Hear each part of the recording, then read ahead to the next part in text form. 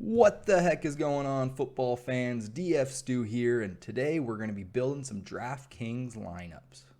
If you've been here before, we're going to be doing something a little bit different this week. I'm going to go game by game, looking at all the fantasy relevant players and give you my kind of quick looks, and then we're going to draft some players.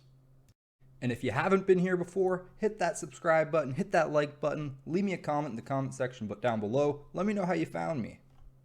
All right, let's get started with Washington football team versus the Detroit Lions. Washington is a 3.5 point favorite right now, and the game's sitting at a 46.5 over under.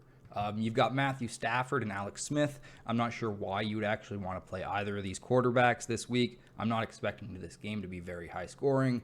Maybe you buy into the Alex Smith comeback story. That's something. I'm going to avoid it personally. Moving over to the running back position, we got Antonio Gibson. I think he's a fantastic player. I think he's going to have a very long NFL career, but I don't know if this is really the game that you want to play him in. His price is pretty cheap. He sees a lot of runs. Unfortunately, J.D. McKissick is a target hog in the passing game right now. Alex Smith seemed to love passing to him. He also lined up in the slot a lot. That's a pretty cheap price for him. He was the third best running back, I believe, on the slate last week. And then you got DeAndre Swift in this game as well. 5,100, pretty cheap. Do what you want, but I'm going to avoid him in this game. Wide receivers, McLaurin, one of the best players in the NFL right now. One of the best young wide receivers. I think he's kind of matchup proof. It's just, do you trust Alex Smith throwing to him? That's up to you. He's expensive. He's a great player. Kenny Golladay looking to be out. Marvin Jones and Amendola. Amendola saw more targets over the last 2 weeks. He's maybe a punt option. Maybe Steven Sims Jr. is a punt option for you as well, down at 3,000. But in general, I'm avoiding this game. Hawkinson, that's a little bit too expensive for what I think his overall value is. Logan Thomas is a nice, cheap tight end punt if you want to go there. But I'm probably going to avoid Thomas as well. The next game we'll be looking at is Jacksonville at Green Bay. Green Bay is 13.5 point favorites right now, and that over-under is looking at about 50.5. This is going to be probably a pretty high-scoring game. We've got Aaron Rodgers. He's pretty expensive, doesn't run, but he's Aaron Rodgers. He has the potential to put up 30 points. I mean, let's just take a quick look. He's hit 30 points, 27, that's pretty close, 32, 33. He has the chance to hit that 30-point mark. That 30-point mark is where you want to be right now with quarterbacks. If you're getting a quarterback that's putting up less than 20 points, that's a problem right now this year in DFS. With that being said, Jake Luton, he put up a great game last week in his first start. That was against Houston, however. This is Green Bay. Green Bay is a lot better than Houston. I don't expect him to see those 25.5 points again. I think the Aaron Rodgers to Davante Adams connection is probably the best connection in the NFL right now. If you want to go that way, you can. But I'm going to be also looking at the running backs from this game. I like Aaron Jones a lot. He missed a couple games. He was used a lot last game, but I would say he was eased into the game a little bit. At 7,100, it's expensive. Just keep in mind that Aaron Jones, another guy that can hit 30 points. I also think James Robinson is a perfectly good play in this situation. He's a legitimate 3-down back. Chris Thompson doesn't seem to eat into his touches at all. He's explosive. He's what you want out of a running back. He gets all the work. I had already mentioned Davante Adams. He's very expensive this week, but with Mike Davis at only 4,000 from Carolina, that's going to open up the potential to get Davante Adams in some spots. DJ Chark, he's a fantastic wide receiver. Do you trust Jake Luton? Do you trust him being probably shadowed by J.R. Alexander? Marcus Valdes-Scantling, he kind of sucks, and I think Aaron Rodgers thinks that too. Alan Lazard coming back from injury this week. I think he's going to see some ownership. I think he could be a good way to get off of Davante Adams if he's very chalky. And then you got Shenault Jr. and Keelan Cole. They're options. Nothing special, but they're options if you want to go that way. And then Tanyan, Eifert, O'Shaughnessy. I'm going to avoid the tight ends from this game probably. Moving on over to Houston at Cleveland. We've got Cleveland as 3-point favorites right now, and the total set at 49. I think Deshaun Watson's a great play here. I'm not so high on Baker Mayfield. I think he's better at being in commercials than he is at being a quarterback. At running back, you got Nick Chubb coming back. Kareem Hunt's always viable. Looks like David Johnson will be out, which leaves Duke Johnson at 5,000 as a great value play. At wide receiver, Will Fuller, always good. Jarvis Landry, probably the number 3 option in that offense. Brandon Cooks, a very good player. Higgins, if you want to get there. Cobb's there if you want to get there. Anybody down here, you're throwing darts. It's up to you. And then at tight end, I think Austin Hooper is a great play at 3,900. I think he's going to take over his starting role. He was out for a couple weeks with, I believe, appendicitis. And then we've got on the other side of things, Darren Fells and Jordan Akins. Jordan Akins popped up in my That's My Guy video. He was initially the starter in this offense, and I expect him to take over that role this week again. Moving on over to the Eagles at the Giants, we've got Philly as 3-point favorites, and that game is set at a 44.5 over-under. This is actually a kind of interesting game to me. I know the over-under set fairly low, but the Eagles coming off of their bye against a division rival, I'm expecting them to come out fairly strong. And for that reason, I actually like Carson Wentz a lot in this position. I don't know if I would fully stack this game because I'm not sure which ways I wanted to come back with the Giants side. I don't think Daniel Jones is that good. He had a couple of weeks last year where he impressed us, but we just haven't seen that again this year. Their offensive line is really, really bad. At running back, if Miles Sanders plays, it's a great play. Other than that, I'm avoiding this running back situation. Wide receiver, Fulgham, he's been great, but he's been priced up accordingly. Slayton on the other side of things, he's a good deep ball player as well, but you're chasing points in this game. There's not going to be very many, I don't think. Alshon Jeffrey's coming back from injury at only 4,000. He might be on a snap count or a pitch count, snap count, whatever you want to call it. And then Rager, he's a very interesting option to me. I would expect them to have some plays designed to get the ball in his hands. They drafted him fairly early in the draft. And then at tight end, we've got Goddard coming back from, well, he was back last week, but he's coming back from an injury. 4,200 is probably too cheap for him. That could be a good way to exploit this game. Evan Ingram, I guess I kind of like him coming back on the other side of things. Next up, we've got Tampa Bay at Carolina. Tampa Bay is 6-point favorites, and that over-under is currently set at 50.5. This should be a fairly high-scoring game. Tom Brady and Teddy Bridgewater are both pretty cool options with their lower price point compared to some of the more elite quarterbacks right now. So the guys with rushing upside are the guys that I kind of consider to be elite, at least in daily fantasy sports. Moving over to running back, McCaffrey is looking doubtful. This is going to be the chalk. Mike Davis, he's going to be owned in a lot of lineups. He's going to open up a lot of things. Just think to the beginning of our last video where the winning lineup had at only 4,000 Tony Pollard. That was only 6.8 points that he put up. There's going to be some pretty crazy high-scoring lineups this week, I think. But also there's Fournette and Ronald Jones on the other side. I could see Tampa Bay getting up early this game, and that seems to be when Jones gets the ball.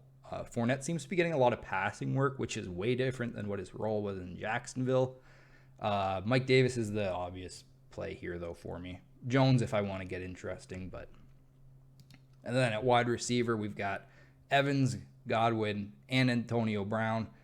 Is this going to be Antonio Brown's week? At 5,800, that's pretty cheap. I will probably take a couple of shots on him. Robbie Anderson, I think, is also a very good wide receiver. He's priced a little bit cheap. And then Samuel, the hero from last week, and then DJ Moore, just keep seeing his value go down as he's getting less and less looks. He's a good player, though, so if you want to take a chance on him at only 5,100, the option's there. And then at tight end, we've got Gronk, and then the Carolina, they don't use very many other tight ends, so Gronk's there if you want to play him. Moving on to Denver at Las Vegas. We've got Las Vegas as 4.5-point favorites in a game that's projecting to have a 50-point over-under. Drew Lock and Derek Carr are priced fairly low in a game that's expecting to be high scoring. Josh Jacobs, Melvin Gordon, Philip Lindsay, they're all options. Josh Jacobs might see less ownership because last week a lot of guys were on him and he just didn't put up the points, so people might be fading him because they're emotional. At wide receiver, Jerry Jeudy, great option. His price is going to keep going up. He's right up there in the top 10 wide receivers in air yards this year. Air yards is a good metric to look at where you're looking for players to kind of explode in fantasy spots. Aguilar's here, Ruggs is here, Renfro's there, and then you've got Darren Waller there as well for Las Vegas. They're all kind of dart throws. Waller's the best of them all. Ruggs has the high deep ball potential. And then you got Noah Fant on the Denver side. He's a good player. Went off with an ankle injury, but they've got no other real tight ends right now. So moving on over to Buffalo at Arizona. Arizona is 2.5-point favorites right now, and that game's expecting to see 56.5 points. That's a very high scoring game. And Kyler Murray and Josh Allen have been priced up to signify that. They're great plays, great players. Kyler Murray's rushing upside is awesome. Running backs, I like Chase Edmonds a lot. Zach Moss is here. Singletary's here.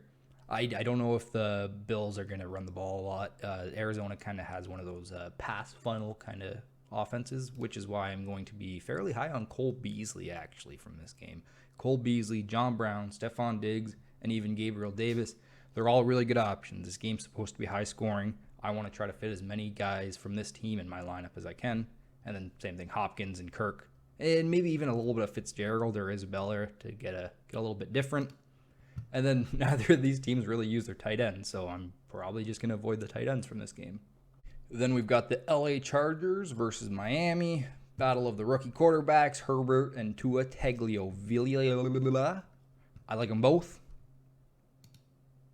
And then at running back, we've got a lot of injuries. Ballage if Justin Jackson's not back. Keeley if Justin Jackson's not back. I like Justin Jackson the most. And then Howard Washington they brought in very recently. I don't know if I want to play any Miami running backs here. At wide receiver, Keenan Allen, fantastic. Mike Williams, fantastic. Parker, fantastic. Guyton, kind of interesting. Gesicki, I think, is a pretty good option too. There was a report that came out that he's actually been practicing with Tua all year long anyways. So I've been playing Gesicki, but it just hasn't come out the way I thought it would yet. I might stick with it and play some more Gesicki this week. And then Hunter Henry, I think, is a good play too. He gets a lot of targets. He's going to get in the end zone eventually. Sending things over to San Fran at New Orleans. New Orleans has a 9-point favorite, and that game set at a 49 over-under. You got Drew Brees and Mullins. I'm not going to play any Mullins. I might play a little bit of Drew Brees to get a little bit different. I think his ownership's going to be fairly low, but he's actually had a really consistent floor this year. So I like Brees in this spot, especially with the Michael Thomas connection. You got Kamara, always a good option. McKinnon, he seems to be the always good option in San Fran, but who knows what Kyle Shanahan's doing with that offense. It's like trying to pick out the Patriots running backs for the last couple of years. You never freaking know what the heck's going to happen. Michael Thomas, I like a lot. Hopefully he plays a lot more this week. Ayuk's interesting. Samuel's interesting. Sanders is very interesting at his price. Smith, maybe. James is the guy that kind of came alive for San Fran last Thursday. He's an option. I'm not sure if I'll include him yet. I'll probably have to do a little bit more research, to be honest. And then at tight end, you got Jared Cook. I think he's always an option to fall into the end zone.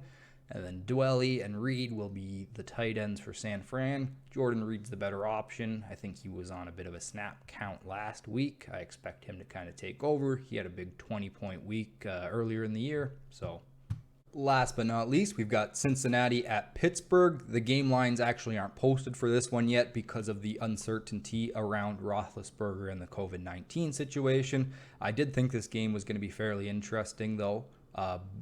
If Ben Roethlisberger is out, I like Joe Burrow a lot because I feel like Pittsburgh's offense just won't be able to get going with Rudolph as the quarterback.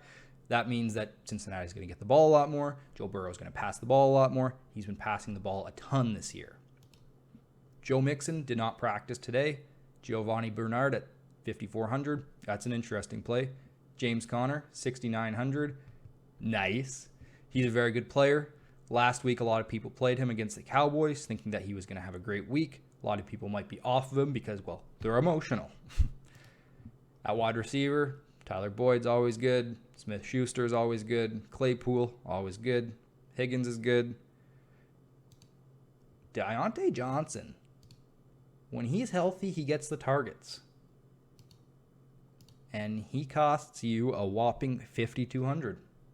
That's too cheap in my opinion. Same with AJ Green. He seems to get the targets. $4,400. This is a very interesting game to stack, depending on the COVID-19 situation, of course.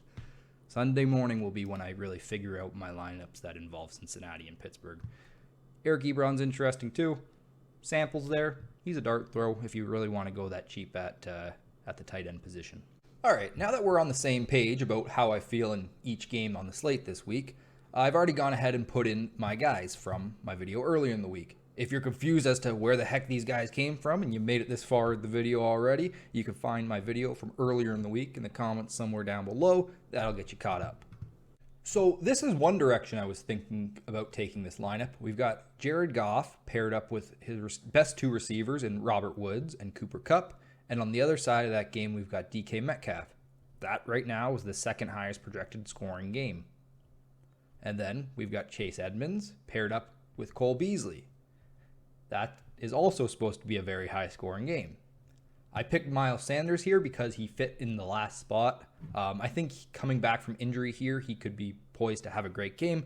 Keep in mind last week, Christian McCaffrey coming back from injury, great week.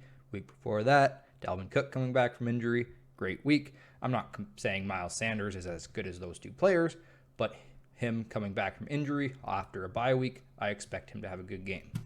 And then Jordan Aikens here, we picked him as one of our guys. I expect him to take over the tight end role, and he's cheap, and he allowed me to fit in a lot of other options here. Here's another direction that I think you can take this lineup using Mike Davis. We basically upgraded Cole Beasley for Stephon Diggs. I added Antonio Brown to come in from the other side of that Tampa Bay Carolina game, and we're left with $700 salary. If you prefer Godwin or you prefer Mike Evans, that allows you enough salary to pay up for them directly. $700 extra also allows you to pay up at the defense position. And here's one last way that I like to take this lineup. Instead of Aikens at the tight end position, we went with not punting at the tight end position. Darren Waller is as safe as it gets. I'm pairing him in the same game with Jerry Jeudy. Jerry Jeudy is a fantastic player. I went with Giovanni Bernard, pairing him with the Bengals defense. The idea here is that the Cincinnati defense will force Rudolph to make turnovers, putting them in a good position to score, maybe even at the 1 yard line where Bernard can just punch one in. Mixon didn't practice today. Watch out for that news. This might be something that I can't guarantee until Sunday morning at least. And then we went with Duke Johnson, with David Johnson looking to not play this week. I think Duke Johnson is a fine play. He will see all of the work in that backfield in what should be a high-scoring game. Well, that just about does it for me today in this video. I hope you learned something about building better Draftkings lineups. If you've got any questions about lineups that you're building, feel free to leave me a comment in the comment section below, or you can follow me at df_stew on Twitter, where I'll be there all Sunday morning answering your fantasy football or Draftkings questions. If you like this style of video, don't forget to subscribe, and if you really like this video, feel free to leave me a like. But until next time, DF Stew, out!